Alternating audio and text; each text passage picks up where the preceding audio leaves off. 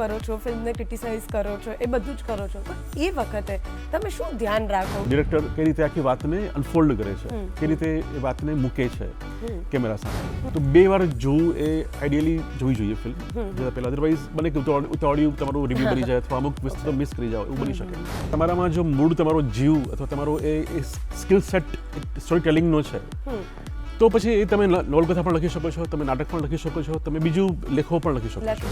એક ઉમરો ફિલ્મ આવી, પછીની ફિલ્મો જે 10 ફિલ્મો આવી તો એ નબળી હોય, એને કારણે જે એક મોમેન્ટમ ક્રિએટ થયું હોય એ પાછું ઠંડુ પડી જાય. વર્ષમાં 5 સરસ સ્ટ્રોંગ ફિલ્મ આવી જોઈએ, જેને કારણે એક મોમેન્ટમ ક્રિએટ થતું રહે. ગુડ મોર્નિંગ મિત્રો, કેમ છો? મજામાં ને? હું છું જીનલ અને આપનું સ્વાગત છે આપના મનપસંદ કાર્યક્રમ ગુડ મોર્નિંગ ગુજરાતમાં. મિત્રો, કેવું હોય કે આપણે કોઈ એક ફિલ્મ જોઈએ ને તો એ ફિલ્મ આપણને એની અલગ દુનિયામાં લઈ જાય, અને એ ફિલ્મ ચાલતી હોય એ સમય દરમિયાન આપણે પોતાની દુનિયા ભૂલીને ફિલ્મની દુનિયામાં જતા હોઈએ છીએ અને એ ફિલ્મને માણતા હોઈએ છીએ. પરંતુ તમને ખબર છે, કેટલાક લોકો એવા હોય કે જે પોતાના શબ્દોથી આપણને અલગ દુનિયામાં લઈ જતા હોય છે. બસ તો આજે આપણા જે અતિથિ છે ને, એ પણ એવું જ કંઈક કરે છે. એ પોતાની નવલકથાઓ દ્વારા, પોતાના લેખો દ્વારા આપણને એક અલગ દુનિયામાં લઈ જાય છે, અને સાથે જ એમના લેખો એટલા રસપ્રદ હોય છે કે આપણને એ કોઈ ફિલ્મ જોવાની પ્રેરણા પણ આપી દેતા હોય છે. તો આવો મળીએ આપણા આજના અતિથિ અને એમની પાસેથી જાણીએ એમના શબ્દોની દુનિયા વિશેની વાતો, અને એમના શબ્દોમાં, એમના વાતોમાં ખોવાઈને આપણી સવારને સરસ બનાવીએ. આવો સ્વાગત કરીએ નોવેલિસ્ટ, જર્નલિસ્ટ અને એક નાટ્યલેખક અને સાથે સાથે ફિલ્મ ક્રિટિક શિશિર રામાવતનું સ્વાગત કરીએ. Good morning Jinal. સર, આપનું ખૂબ ખૂબ સ્વાગત છે અમારા કાર્યક્રમમાં. અને હવે મેં તમારા ઇન્ટ્રોમાં કીધું કે તમે ફિલ્મ ક્રિટિક છો, તો ફિલ્મો તો તમે બહુ બધી જોતા જ હશો, રાઈટ? તો લેટેસ્ટ કઈ ફિલ્મ તમે જોઈ અને એમાં શું ગમ્યું તમને? મેં છેલ્લે 2 સરસ ફિલ્મો જોઈ, લગભગ એક જ સપ્તાહમાં. એક હતી ધુરંધર અને બીજી હતી હક. હા, ઇન્સિડન્ટલી આ બંને પતિ પત્નીની ફિલ્મો છે. ધુરંધરના ડિરેક્ટર છે આદિત્ય ધર, એમના પત્ની ગૌતમ યમી, એમના પત્ની છે એને હકમાં પરફોર્મન્સ આપ્યું છે. યસ. અને બંને બહુ જ લેન્ડમાર્ક ફિલ્મો મને લાગે છે, સ્પેશિયલી ધુરંધર. હક કરતાં વધારે ધુરંધર એક હિન્દી સિનેમા માટે લેન્ડમાર્ક ફિલ્મ બની ચૂકી છે. જે રીતે એને દરેક બોક્સ ઓફિસ પર સફળતા મળી છે, પ્લસ માસેસ અને ક્લાસીસ બંને જે રીતે આવકારી છે, એ જોતાં એક અસાધારણ ફિલ્મ બની ગઈ છે અને એક બેન્ચમાર્ક સ્થાપ્યો છે કે જાસૂસી ફિલ્મો આ પ્રકારની હોઈ શકે. જરૂર નથી કે જાસૂસી ફિલ્મો હોય એટલે તમારે એકદમ ગ્લેમરસ લોકેશન્સ બતાવવા પડે અને એકદમ જ ગુડ લુકિંગ હીરો હિરોઈન જ હોય અને બધું બહુ જ ગ્લોસી હોય, એવું નથી. એ બહુ જ એક ફિક્શિયસ અને કૃત્રિમ દુનિયા છે. રિયલ જે જાસૂસો છે, જે એ આ પ્રકારે કામ કરતા હોય છે, જે દુશ્મનના ઝોનમાં ઘૂસીને જે માહિતી મેળવે છે. એટલે એ રીતે આ ધુરંધર ફિલ્મ ઘણી જ અલગ છે અને ઘણી જ રિયલિસ્ટિક તો ના કહેવાય, પણ ફિક્શનલ જ છે, પણ તો પણ હકીકતની નજીક છે, રિયાલિટીની થોડી નજીક છે. ઇન્સિડન્ટલી મારી એક નોવેલ છે ક્ષણ પ્રતિક્ષણ. એમાં બલુચિસ્તાન આઝાદ કરવાની વાત થઈ છે, જેમાં ભારતનો એક જાસૂસ બલુચિસ્તાન જઈને કઈ રીતે એને બ્રેક અપ કરે છે એની વાત છે. એ નોવેલ મેં 8 વર્ષ પહેલાં લખી હતી. તો મને એ વધારે અભ્યાસ ત્યારે ખૂબ કરેલો, કઈ રીતે જાસૂસો વર્તે છે, કઈ રીતે એમનું મોડસ ઓપરેન્ડી હોય છે. મને એ રીતે પણ મને ફિલ્મ ખૂબ ગમી, ધુરંધર. ઓકે. અને હક વિશે થોડી વાત કરો. હક અગેન એક શાબાનો કેસ પર આધારિત છે, જે બહુ જ લેન્ડમાર્ક કેસ ભારતના લીગલ સિસ્ટમમાં ગણાયો છે. અને ગૌતમ યામી, એકચ્યુઅલી ગૌતમ યમી છે, યામી નથી. યમી એટલે યમ દેવતાની બહેન, યમની બેન યમી. બધા સ્ટાઇલથી યામી બોલે છે, પણ યમી.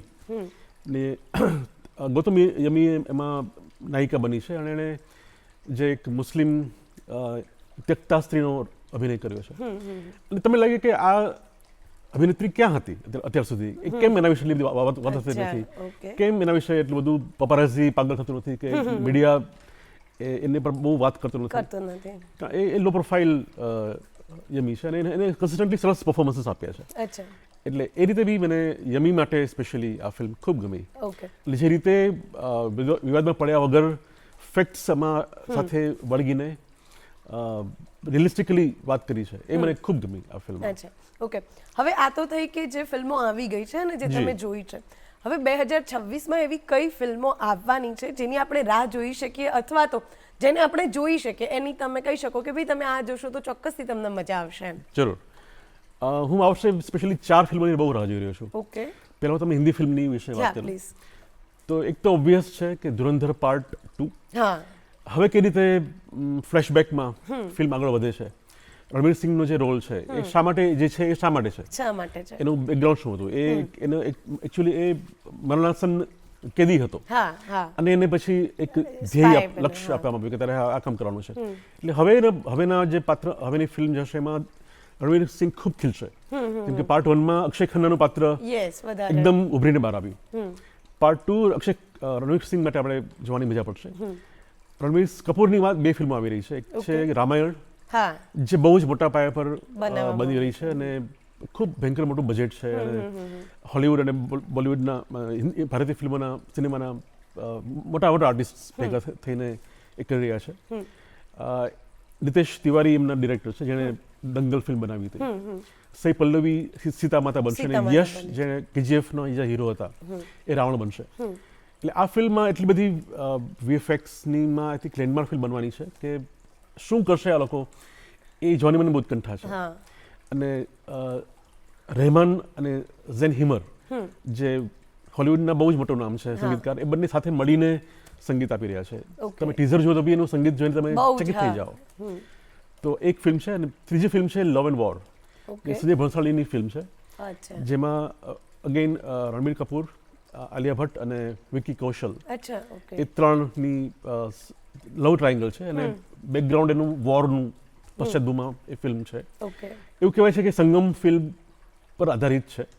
બે મિત્રો અને એક હા, પ્રેમિકા. ટ્રાયંગલ, એટલે એ પણ અગેન સંજય ભણસાળીની ફિલ્મ હોય એટલે તમને મજા જ પડે. લાર્જર ધેન લાઈફ અને સંગીત સરસ હા. હોય અને સેટ સુંદર હોય Yes, અને yes. આર્ટિસ્ટો સુંદર દેખાતા હોય. બહુ, હા, તો આ 3 ફિલ્મોમાં હું બહુ રાહ જોઈશ આ વખતે. અચ્છા, ઓકે, અને હોલિવૂડની વાત કરીએ તો ધ ઓડિસી ફિલ્મ આવશે, ઓકે, ક્રિસ્ટોફર નોલનની ફિલ્મ, અચ્છા, ઓકે, જેણે 2 વર્ષ પહેલા ઓપનહાઇમર ફિલ્મ Yes. આપી હતી જે બહુ જ જબરજસ્ત હિટ થઈને જેમાં ઓસ્કારનો વરસાદ વરસ્યો હતો વર્ષ હતું, એ રાઈટ, ફિલ્મ. અને આપણા બધાના આઈ થિંક વિશ્વના બેસ્ટ ફિલ્મ મેકર્સમાંના એક ગણાય છે, હા, યસ, રાઈટ, રાઈટ, જે બ્રિટિશ છે પણ અમેરિકા હવે રહે છે. તો હોમર જે કૃતિ છે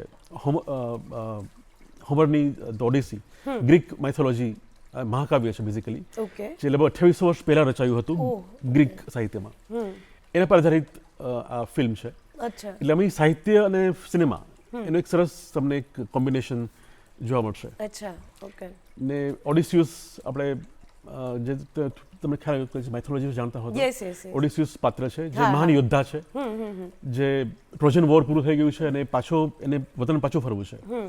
10 વર્ષ વીતી ગયા છે હા, અને હજુ એ ઘરે પહોંચ્યો નથી પાછો નથી, પોતાના right. યોદ્ધાઓ સાથે. અને વચ્ચે એને કઈ રીતે વિઘ્નો આવે છે, આવે છે. દૈત્યો અને દેવો બંને એની પાછળ એને સામે ઉંતરાય yes, ઊભા કરે છે હા, અને એ પાછો ફરે છે પોતાના વતન. એની પત્ની પેનોલોપી છે જે એની રાહ જોઈ રહી છે 20 વર્ષથી પ્રતીક્ષા હા, કરે છે, હા, વફાદાર સ્ત્રી છે. ઘણા પુરુષોની એની પર નજર છે અને કહે છે કે તું શા માટે રાહ જોઈ છે તારા, એ તો કારણ એ તો મરી ગયો, શહીદ થઈ હા. ગયો છે, શા માટે તું રાહ જોઈ છે, પણ Yes. She is still waiting for him. એનો દીકરો જ્યારે એ યુદ્ધ કરવા ગયેલો એડિસિયસ ત્યારે હજુ ઘોડિયામાં હતો, ઓકે, હવે 20 વર્ષનો થઈ 20 ગયો છે વર્ષનો થઈ ગયો, અને હવે એ પણ એને પિતાને શોધવા માટે નીકળ્યો છે. અને પછી એ પાછો આવે છે 20 વર્ષ પછી પોતાના વતન અને પછી ભિખારી બનીને આવે છે, હા, કારણ કે એને ખબર નથી કે મારી પત્ની પત્ની મારી રાહ જોતી હશે કે નહીં, નહીં મારો જોતી. પરિવાર છે કે નહીં, મારું રાજ્યની શું સ્થિતિ છે એને ખબર નથી. એટલે પહેલા આવીને તાગ મેળવે છે હા, અને પછી પોતાની પરિવાર સામે એ પેશ થાય છે. હા, તો આ બહુ જ સરસ ફિલ્મ છે. Yes. મેટ ડેમન ઓડિસિયસ બન્યા છે ઓકે, અને એન હેથવે પેનોલોપી હા. રોલ કરવાના છે. યસ, રાઈટ, ને ખાસ નોલનની ફિલ્મ છે. હા, ઓફ કોર્સ, એટલે એમનું નામ આપણે- આવે એટલે થોડી તો ક્યુરિયોસિટી આપણને થઈ જ જાય. અને મજાની વાત એ છે કે જનરલી આપણે નોલનની સાંકળીએ છીએ સુપર હીરોની ફિલ્મ સાથે હા, હા, અથવા સાયન્સ ફિક્શન સાથે, યસ, યસ, જેમ કે ઇન્ટરસ્ટેલર ફિલ્મ છે Yes. કે ઇન્સેપ્શન ફિલ્મ છે જે અદ્ભુત ફિલ્મો ઓફ કોર્સ, હતી. હા, કે પછી બેટમેન ટ્રિલોજી હા, બનાવી એમણે yes, 3 yes. ફિલ્મો. એટલે એની ફિલ્મોગ્રાફીમાં આ ફિલ્મ માઇથોલોજી થોડી જરા અલગ પડે અલગ તમને. છે, અલગ છે, પણ if you look it closely તો તમને લાગે કે ના બધી વાત એની જે થીમ છે, જે થીમેટિક જે કેન્દ્ર છે ફિલ્મનું એ એટલું બધું અલગ નથી. અચ્છા, હા, કારણ કે આ ફિલ્મમાં બી વાત સમયની છે. સમયની, રાઈટ, જેમ કે ઇન્ટરસ્ટેલરમાં જે તમારો નાયક છે એ અંતરિક્ષમાં ખોવાઈ ગયો છે રાઈટ, હા, હા, હા, અને સમય થઈ ગયો છે એના માટે, હા. અને પછી દાયકાઓ પછી પાછો ફરે છે ત્યારે દીકરી બુઢી થઈ ગઈ છે, બુઢી થઈ ગઈ પોતે હજુ યુવાન યંગ છે. છે, હા, ઇન્સેપ્શનમાં પણ સમય બેન્ડિંગની વાત છે. અહીંયા પણ વાત સમયની જ છે. 20 વર્ષ પછી આપણો નાયક જે ઓડિસીયસ છે પાછો આવે છે. નોર્મલી ફિલ્મમાં ક્યારે લિનિયર ન હોય, ના હા એ જમ્પ ટાઈમલાઇન્સ બધી મિક્સ મેચ થયા કરતી હોય. ધ્યાનથી જોવી પડે આપણે. એકદમ તમારે મલ્ટિપલ વ્યુઇંગ કરવું પડે, મલ્ટિપલ ટાઈમલાઇન્સ હોય. અહીંયા પણ વાત એવી છે, એકલતાની વાત છે હોય છે. એની ફિલ્મમાં નાયકો એકલા હોય, જેમ કે ઇન્ટરસ્ટેલરનો નાયક અંતરિક્ષમાં એકલો છે. ઓપનહેમર એક સાયન્ટિસ્ટ એકલો પડી ગયો છે, અને એટમ બોમ્બની અને જોયું વિધ્વંસક અસરો જોઈને હી ઇઝ શોક્ડ અને હી અલોન. બેટમેન સિસ્ટમ સામે એકલો છે, અહીંયા ઓડિસીયસ એકલો છે. એટલે મનોસ્થિતિ બધા જે નાયકો છે એમની સેમ કોમ્પ્લેક્સ છે. એને ખબર નથી કે મારી પાસે મારું નામ છે કે નહીં, મારો મોભો છે કે નહીં, મારો પરિવાર છે કે નહીં. એટલે વાત ઓળખની શોધની વાત હોય છે બેઝિકલી નોલનની ફિલ્મોમાં, અને અહીં પણ છે. ઓકે, હવે આ તો થઈ કે ફિલ્મો આવનારી કેવી હશે અને કોની રાહ જોઈ શકીએ આપણે. હવે તમે ફિલ્મ રિવ્યૂ કરો છો, ફિલ્મને ક્રિટિસાઇઝ કરો છો, એ બધું જ કરો છો, તો એ વખતે તમે શું ધ્યાન રાખો કે ભાઈ ફિલ્મનો જે ક્લાઇમેક્સ છે રિવીલ ના થાય, ઓડિયન્સને સાચું જાણવા મળે કે એમને આ ફિલ્મ જોવી કે ના જોવી? એવું તમારા લેખમાં તમે શું એડ કરો? તમને એવું શું હોય કે તમે કોઈ બી ફિલ્મને જ્યારે લખવા બેસો ફિલ્મ વિશે, તો એ યાદ રાખો કે ભાઈ આટલા પોઈન્ટ્સ તો હું ધ્યાનમાં રાખીશ, જેથી ઓડિયન્સને ઓનેસ્ટ રિવ્યૂ મળે? એ શું ધ્યાન રાખતા હો છો? રાઈટ. બીજી પહેલી વાત એ કે રિવ્યૂ એ હંમેશા એક વ્યક્તિનો અભિપ્રાય હોય છે. હા, એ બધાની વાત નથી કરતી હોતી, એ વ્યક્તિગત અભિપ્રાય હોય જે જનરલી લોકોને પસંદ પડતો હોય. લોકો એક આઈડેન્ટિફાઈ કરતા હોય કે અચ્છા આ વ્યક્તિ કહે છે તો બરાબર વાત હશે. We look forward to some people કે આ લોકોના રિવ્યૂઝ તમને સાંભળવા કે જોવા કે વાંચવા ગમે. તો આઈ થિંક ઇન્સ્ટિંક્ટિવ હોય છે, તમને ફિલ્મ ગમે અથવા ના ગમે, અપીલ કરે અથવા ના કરે, તમારા દિલને સ્પર્શે અથવા ના સ્પર્શે. ઘણી ફિલ્મો એવી હોય કે દિલ ન સ્પર્શે પણ એ અધરવાઇઝ ખૂબ સારી હોય, ટેકનિકલી એના અન્ય પાસે સારા હોય. તો એ પણ એક તમારે ધ્યાનમાં લેવું પડે. અને કોઈ પણ વાતમાં તો વાત છેલ્લે તો અલ્ટિમેટલી વાત તો વાર્તાની જ છે, કથા શું છે, પાત્રો શું, ડિરેક્ટર કઈ રીતે આખી વાતને અનફોલ્ડ કરે છે, કઈ રીતે એ વાતને મૂકે છે કેમેરા સામે, અને કઈ રીતે જે તમારા કલાકારો છે એને એ પાત્રમાં પ્રવેશ કરીને એને જીવંત બનાવે છે પાત્રોને. એ બધી વાતો મુખ્ય હોય છે. અને એ વાત ખાસ યાદ રાખવાનું હોય કે યુ શુડન્ટ રિવીલ જે બ્યુટી સ્પોટ્સ છે ફિલ્મના, એ બધા જ તમારે કહી દેવાના ના હોય, તમારે માત્ર હિન્ટ આપવાની હોય. એવી રીતે કે જેથી વાંચનારને બી એ વધારે ઉત્કંઠા જાગે, ઉત્કંઠા મરી ન જાય. કાં તો બધું મને ખબર પડી ગઈ પેલા સીનમાં આમ છે, પછી ઇન્ટરવ્યુમાં પોઈન્ટમાં આમ થયું, પછી આમ થવાનું છે, પછી આમ, એવું બધું નહીં. તમે એક A to B to C to D પોઈન્ટથી જાઓ નહીં, પણ એ રીતે લખો કે જેને કારણે એ મભમમાં વાત રહી જાય. એટ ધ સેમ ટાઈમ તમારે જે કહેવું છે, જે બ્યુટી સ્પોટ છે, જે તમારે હાઇલાઇટ કરવી છે વાત, એ પણ તમે કહી શકો. અચ્છા, ઓકે. તો તમારી આવી રીતે કોઈ પણ ફિલ્મનો લેખ લખવાની કે ફિલ્મના રિવ્યૂ લખવાની જે પ્રોસેસ હોય છે એ કેવી રીતની હોય છે? તમે શું ફોલો કરો છો? મને મોટે ભાગે 2 થી વધારે વખત ફિલ્મ જોવાની ગમતી હોય છે. Multiple viewing. મને ગમતી ફિલ્મ હું 2 થી 3 વાર જોતો હોઉં છું. અચ્છા, ઓકે. પછી OTT પર હોય કે થિયેટરમાં પણ હોય. તો એક આઈ થિંક કેળવાયેલો ટેસ્ટ હોય છે. ફિલ્મ જોવી એ પણ એક ટેસ્ટ છે. તમે કોઈ પણ ફિલ્મ જોતા નથી, તમે બધું જ પુસ્તકો વાંચતા નથી, રાઈટ? તમે ચૂઝી કરો છો, તમે સિલેક્ટેડ વસ્તુઓ જોતા હો છો કે એમ કરતા હો છો. તો હા, એ ફિલ્મોનીમાં પણ એ જ વાત લાગુ પડે છે. અચ્છા, ઓકે. તો લાઈક કેવી રીતે કે તમે પહેલા 2-3 વાર ફિલ્મ જુઓ, પછી એને એનાલાઇઝ કરો કે ઓકે આ પોઈન્ટ દર્શકો સુધી પહોંચવા જેવો છે અને આ પોઈન્ટ મારે રિવીલ ના કરીએ, એવી રીતે તમે પ્રોસેસ તમારી હોય છે? શું? રાઈટ. પહેલાં તો ફિલ્મ મારે આઈ થિંક એટલીસ્ટ 2 વાર જોવી પડે, તો મને એને અમુક જે હિડન પોઈન્ટ્સ છે એ પહેલી વારમાં તો ખ્યાલ ના આવે, જે બધું ફ્લોમાં નીકળી જાય. બીજી વાર તમે જોતા સૂક્ષ્મતાઓ તમને ધીમે ધીમે સમજાય. તો 2 વાર જોવું એ આઈડિયલી જોવી જોઈએ ફિલ્મ જોતા પહેલાં. અધરવાઇઝ બને કે ઉતાવળિયું તમારું રિવ્યૂ બની જાય અથવા અમુક વસ્તુ મિસ કરી જાઓ, એવું બની શકે. ઓકે. હવે બીજું કે અત્યારે બહુ જ બધી ઇન્ફોર્મેશન, જેમ તમે કીધું કે ઘણું બધું આપણી આસપાસ છે, OTT પર પણ બહુ જ કન્ટેન્ટ છે. ઇવન લિટરેચરની વાત કરીએ તો પણ આપણને ડિજિટલી બી મળે, ફિઝિકલ બી બહુ જ બધું મળે છે. તો આટલા બધામાં કોઈ પણ વ્યક્તિનો લેખ, જેમ કે હું હોઉં તો હું રાહ જોતી હોઉં કે ભાઈ ગુજરાત સમાચારની આ પૂર્તિમાં તમે લખો છો અને મારે આ સિનેમા એક્સપ્રેસ વાંચવાનું જ છે એમ. તો એવી કયા પોઈન્ટ્સ છે કે જે આટલા લાંબા લોંગ ફોર્મેટના લેખ વાંચવા માટે દર્શકોને હજુ બી જકડી રાખે છે અથવા તો લોકો રાહ જોવે છે એની, એવા કયા પોઈન્ટ્સ તમારા મતે છે? એટલે આપણે બહુ ઇન્ટરેસ્ટિંગ સમયમાં રહીએ છીએ અત્યારે. લોંગ ફોર્મેટ પણ લોકોને ગમે છે. તમે જો પોડકાસ્ટ 2-3 કલાકના પોડકાસ્ટ હોય છે, લોકો એ ખૂબ જોતા હોય છે. At the same time reels છે જે અમુક સેકન્ડ્સમાં પૂરી થઈ જાય છે, કે વર્ટિકલ ફોર્મેટમાં જે આજકાલ મિની માઇક્રો ફિલ્મ્સ કે બધું ચાલે છે. એટલે બહુ સરસ કોમ્બિનેશન છે. તમને લોંગ ફોર્મેટ પણ તમારી સામે છે, તમારી શોર્ટ ફોર્મેટ પણ છે, ઓડિયો પણ છે, વિડીયો બધું જ છે. તમારી સામે આખું વૈવિધ્ય છે, આખું થાળ છે. યસ. તો હવે બીજું કે આ ફિલ્મોની આપણે વાત કરી અને હવે વાત કરીએ નાટકોની. તમે નાટકો પણ લખ્યા છે, તો નાટકો લખવાની તમારી શું પ્રોસેસ હોય છે અને તમને ક્યારે એવું લાગે છે કે ઓકે આ જે વસ્તુ છે અથવા તો આ જે વિષય છે એને દર્શકો સુધી લઈ જવો જોઈએ, અથવા તો આ એટલો સારો વિષય છે અથવા તો આ વિષય જે છે એને નાટક સ્વરૂપે અથવા તો કોઈ લેખ સ્વરૂપે એને ન્યાય મળવો જોઈએ, એવું તમે ક્યારે નક્કી કરો છો? રાઈટ.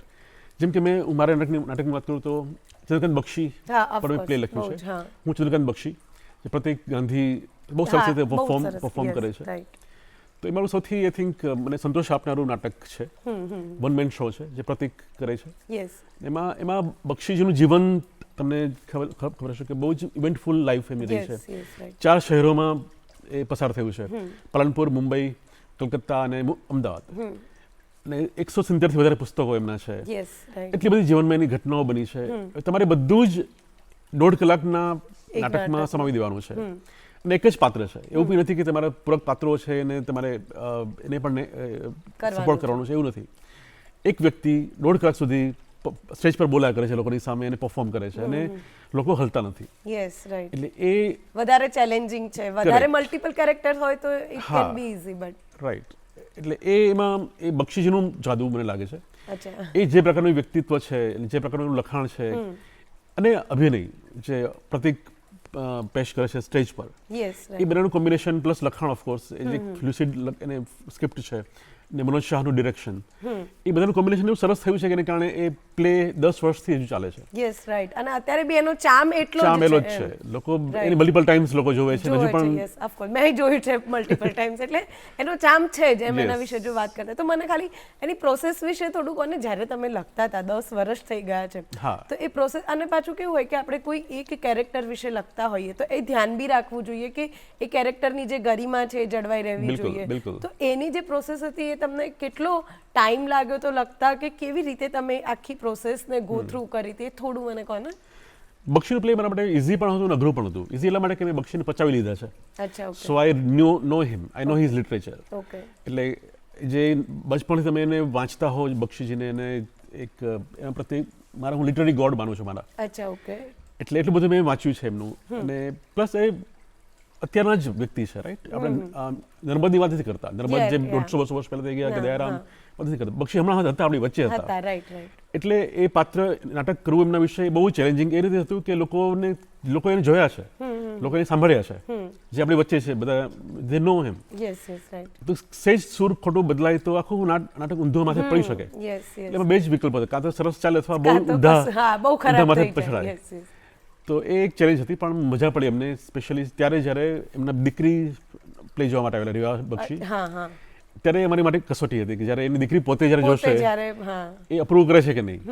પણ she was so happy and she cried and all that. તો પછી તેમ કહે હા હવે અમે લોકો પાસ થઈ ગયા, એક્ઝામમાંથી પાસ થઈ ગયા. યસ. હજુ આપણે ઘણી વધારે વાતો કરવાની છે, હજુ તમારા સાહિત્ય વિશે વાતો કરવાની છે, પરંતુ દર્શક મિત્રો અત્યારે સમય થયો છે એક નાનકડા વિરામનો. મળીએ વિરામ બાદ.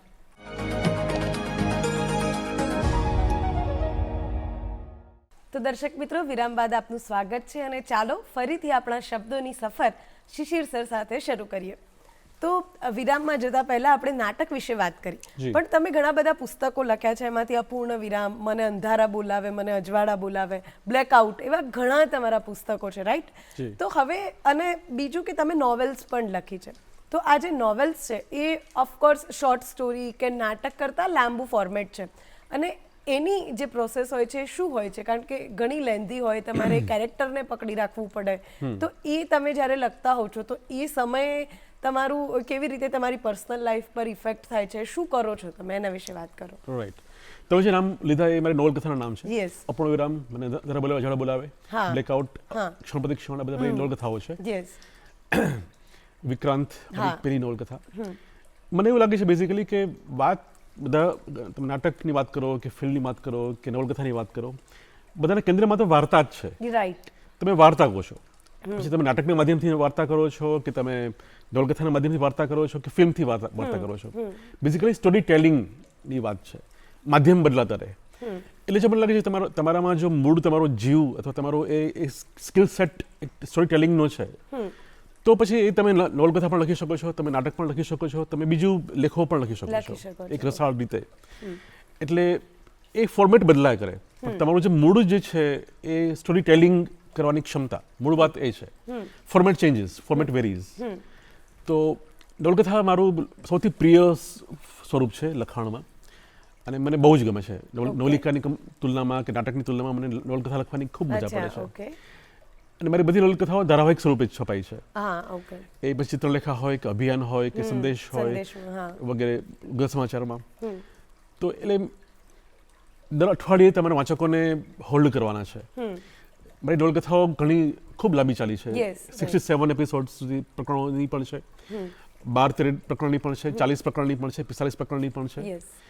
એટલે ચેલેન્જ એ છે કે જ્યારે આ જમાનામાં જ્યારે લોકો મોબાઈલમાં ખોવાયેલા રહે છે, સ્ક્રોલ કરતા રહે છે, એમાં તમે કઈ રીતે વાંચકોને વાંચતા કરો અને હોલ્ડ કરો. 1 વર્ષ સુધી, અઠવાડિયા સુધી, 40 અઠવાડિયા, 50 અઠવાડિયા, એ ચેલેન્જ ખરી આ જમાનામાં. પણ એ તમે ઘડાઈ જાઓ છો ધીમે ધીમે એ રીતે લખતા. અમુક શબ્દ સંખ્યામાં જ તમે અમુક વાત તમારે કહેવાની છે, છેલ્લે ક્લિફ હેંગર મૂકવાનું છે જેથી નેક્સ્ટ એપિસોડ માટે એક ઉત્કંઠા રહે વાંચકને, અને તમારી વાર્તા પણ વહેવાની છે અને એક સંપૂર્ણ એક સ્વરૂપ એને મળવાનું છે. એટલે એ ચેલેન્જિંગ હોય છે. મને આઈ થિંક એ જ ફાવે છે. હવે ડેડલાઇનનું પ્રેશર હોય ત્યારે જે મજા પડે લખવાની, એ અધરવાઇઝ નથી, પ્રેશર વગર થતું નથી. એટલે હવે મારી નેક્સ્ટ નોવેલ આઈ થિંક હું કદાચ પુસ્તક સીધું લખીશ. એ મારી પ્લાન છે. ધારાવાહિક ઘણી લખી છે, હવે હું એક સીધું પુસ્તક લખીશ હવે કદાચ. આઈ હોપ જલ્દી આવી જાય અને અમે વાંચી લઈએ. તો હવે એવું થાય કે તમે આટલા વર્ષોથી લખો છો, એટલે કદાચ તમે એમાં ઘડાઈ ગયા છો કે તમે એવું કીધું કે આદત પડી ગઈ છે. પણ જો કોઈ હજુ થોડા વર્ષો થયા હોય ને એમને નવલકથા કે ધારાવાહિક લખવું હોય, તો એમણે એવી કઈ બાબતો છે કે જે ધ્યાનમાં રાખવી જોઈએ આજની જનરેશનને એટ્રેક્ટ કરવા માટે, અને એવી કઈ પ્રોસેસ છે અથવા તો શું કરવું જોઈએ જેનાથી તેમનું લખાણ વધારે શાર્પ બને અથવા તો વધારે ઓડિયન્સને ગમી શકે કે એવું બને? સૌથી પહેલાં તો to become A good writer you have to become A wonderful reader. તમારે અદ્ભુત વાંચક બનવું પડે, એ સિવાય તમે લેખક બની શકો જ નહીં. એટલે જો તમે 100 પુસ્તકો સારા વાંચ્યા નહીં હોય તો તમે એક પુસ્તક નહીં લખી શકો. જો તમે 5000 સારા વાક્યો વાંચ્યા હશે તો તમે કદાચ એક સારું વાક્ય લખી શકશો. તો પહેલાં તો તમારો ફરજ એ છે તમારી જાત પ્રત્યે કે તમે એક ઉત્તમ વાંચક બનો. ઉત્તમ સાહિત્ય દુનિયાભરનું, તમારી ભાષાનું, હિન્દી ભાષાનું, ભારતનું, વિદેશનું, અને તમારી જાતને કેળવો એઝ અ વાંચક તરીકે પહેલાં. પછી એમાંથી લેખન તમારું આવશે. તમે સીધા જ જમ્પ કૂદી ન શકો લેખન કે મારે લેખક બનવું છે, એ શક્ય નથી. You to become a reader first, then you become eventually you become a writer. તો પહેલી સલાહ એ જ છે. પ્રશ્ન ઘણા પૂછતા હોય છે મને કે મારે શું કરવું, મારે 2 કોલમ લખવી છે, મારે 2 નવલકથા લખવી છે, તો હું શું કરું? તો બધાને માટે આ જ કોમન સ્ટાન્ડર્ડ જવાબ છે કે વાંચો, વાંચો, વાંચો, ખૂબ વાંચો. તો તમારા ગમતા પુસ્તકો કયા છે? તમે અથવા તમારા ગમતા અથવા તો તમે સજેસ્ટ કરી શકો, કોઈ તમને પૂછે, હું પૂછું કે ભાઈ મારે કયા પુસ્તકો વાંચવા જોઈએ? એની પહેલા એક આ વાત કન્ટિન્યુ કરું. પ્લીઝ. યસ. અને બીજી સલાહ એ છે કે તમે ડાયરી લખો. જે લોકો ઇવેન્ચ્યુઅલી લેખક બનવા માંગે છે, ડાયરી એક બહુ સરસ રિયાઝ છે તમારા માટે. એનાથી તમને લખવાની ટેવ પડે છે, તમારું ગ્રામર શુદ્ધ થાય છે, તમારું એક ભાષાકીય સ્પષ્ટતા આવતી જાય છે. તો એક ખૂબ સરસ રિયાઝ છે ડાયરીનો. એથી તમારો એક સ્ટાઇલ, તમારી શૈલી પણ વિકસશે. તો વાંચો ખૂબ અને ડાયરી લખો. કંઈ પણ વિષય લખી શકો, તમારા મિત્રો વિશે, તમારા સ્કૂલ કોલેજ વિશે, ઘરના સભ્યો વિશે, કે તમે કંઈક સરસ ફિલ્મ જોઈ કે પુસ્તક વાંચ્યું એના વિશે લખો. પણ લખો, એથી તમારી એક લેખેથી તમારી કેળવાતી જશે. તો 2 મુખ્ય ટિપ્સ છે. જી. હવે તમે કહેતા હતા કે પુસ્તકો, ખૂબ બધા પુસ્તકો વાંચવાનું થતું રહે છે. હું વચ્ચે ચિત્રલેખા મેગેઝિનમાં વાંચવા જેવું કોલમ લખતો હતો. એ બુક રિવ્યુ કોલમ હતી જે 10-12 વર્ષ ચાલી હશે. ઓકે. એમાં દર અઠવાડિયે પુસ્તકનો ઢગલો મારી પાસે આવે, એમાંથી સિલેક્ટ કરીને મારે કોઈક પુસ્તક વિશે લખવાનું હોય, અચ્છા, ઓકે. તો એ મજા પડતી હતી મને વાંચવાની. અત્યારે હું એક પુસ્તક છે સક્ષરનો સાક્ષાત્કાર, ઓકે.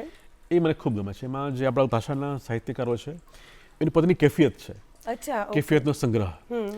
એટલે એટલી બધી મજા પડે. એ લેખક શું વિચારતો હોય છે, આપણે જેને આપણા આદ્ય ગુરુ ગણીએ છીએ, એ બધા મહાન લેખકો કઈ રીતે લખતા હોય છે, એમના મનમાં શું ચાલતું હોય છે, એ બધી કેફિયતનું આખું કમ્પાઇલેશન છે.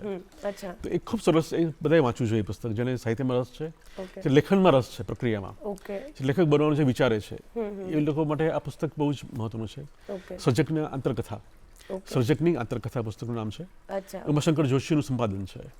ઓકે. એટલે ઓફકોર્સ એ તો સરસ જ હશે. રાઈટ. ઓકે. હવે આગળ જો વાત કરીએ, બીજું, હા, મેં એક ફ્લેશ કરીને પુસ્તક હમણાં વાંચ્યું. અચ્છા, જે બુક પ્રાઇઝ મળ્યું છે હમણાં, ગયા વર્ષનું બુક પ્રાઇઝ વિનર છે એની નવલકથા, અને એ હું વાંચી રહ્યો છું. ફ્લેશ નામની પુસ્તક છે, અચ્છા, અને મને મજા આવી રહી છે વાંચવાની. ઓકે.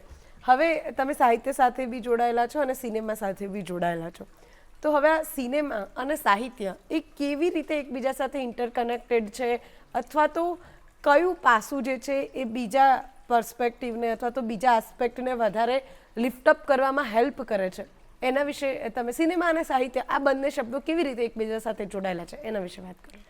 અગેન મેં તમને કહ્યું કે વાત તો વાર્તાની જ છે.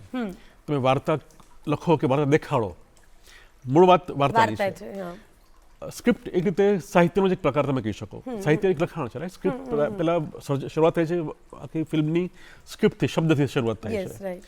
અને પછી એના આધારે અલગ અલગ બીજી કળાઓ, વિદ્યાઓ ઉમેરાય છે. એમાં સંગીત ઉમેરાય છે, એમાં અભિનય ઉમેરાય છે, એમાં લાઇટિંગ ઉમેરાય છે, એમાં ખૂબ બધું ઉમેરાય છે. ડિઝાઇનને એક સંપુટ છે. સિનેમા એ બધી કળાઓને આવરી લેતું એક સંપુટ છે. મને સિનેમા ગમવાનું કારણ એ પણ છે. અચ્છા, એમાં ઓકે. માત્ર સાહિત્ય જ કે લખાણ જ નથી, એમાં ઘણું બધું છે. નૃત્ય પણ છે અને બધું જ છે. મેં તમને હોમર, ઓડિસીની વાત કરી, યસ, યસ. કે જે હોમરે લખેલું મહાકાવ્ય, ગ્રીક મહાકાવ્ય, જે 2800 વર્ષ જૂનું છે, એના પરથી અત્યારે film બની 21st સેન્ચુરીના ફિલ્મ મેકર ફિલ્મ બનાવી રહ્યા છે. બનાવી અને પણ અગાઉ બી ઘણું બધું બની ચૂક્યું છે ઓડિસી પરથી.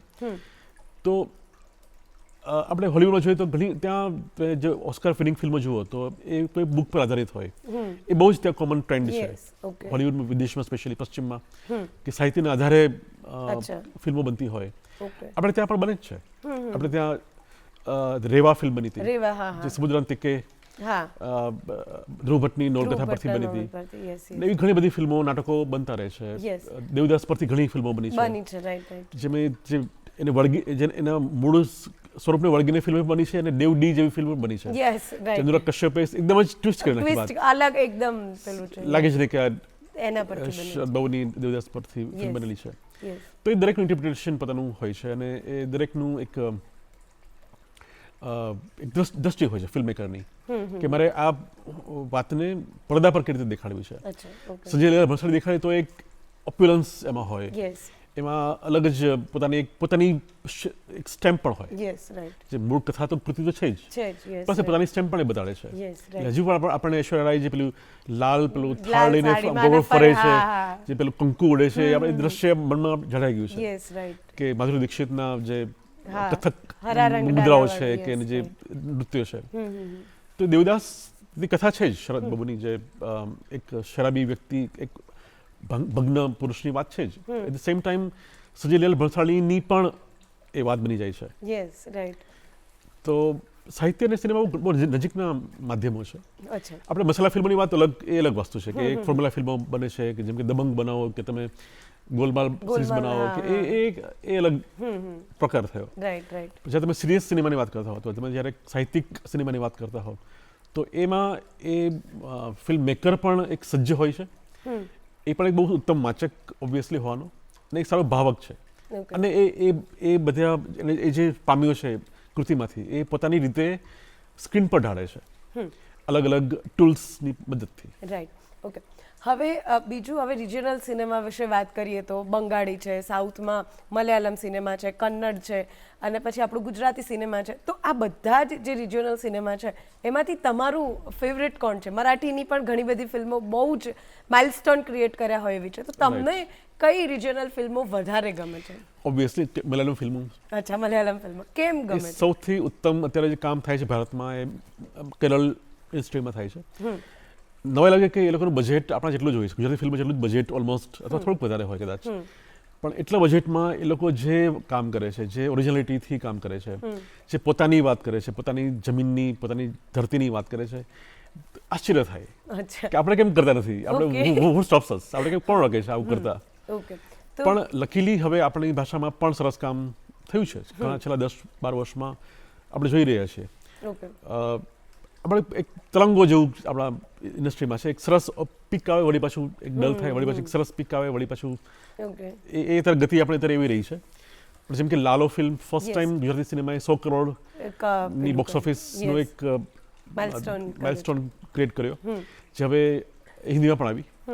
અને જ્યારે હોલિવૂડ રિપોર્ટર જે છે ઇન્ડિયા, જે બહુ જ જાણીતું પ્લેટફોર્મ છે, જે અનુપમા ચોપરા જે હવે સંભાળે છે, યસ યસ, જે એક સમયે ફિલ્મ કંપનીના હેડ હતા, હેડ હતા, રાઈટ. એણે હમણાં જ લાલો ફિલ્મના મેકર, ડિરેક્ટર, એક્ટર અને બંને એક્ટર સાથે ઇન્ટરવ્યૂ કર્યો. ઓ વાવ, તો એટલી બધી તમને મજા પડે કે જે અનુપમા ચોપડા જે હોલિવૂડના ગ્રેટ્સથી લઈને આપણા ભારતના મોટા મોટા સુપરસ્ટાર સાથે ઇન્ટરેક્ટ કરતા હોય, ઇન્ટરવ્યૂ લેતા હોય, એ હવે આપણા ગુજરાતી ગુજરાતી, ફિલ્મમેકર્સ yes. સાથે જેટલા સરળ છોકરાઓ છે, Yes, અંકિત yes. અને સુરદ અને Sure, કરણ, હા, એ તમે yes. જો તો બહુ સરળ છોકરાઓ છે.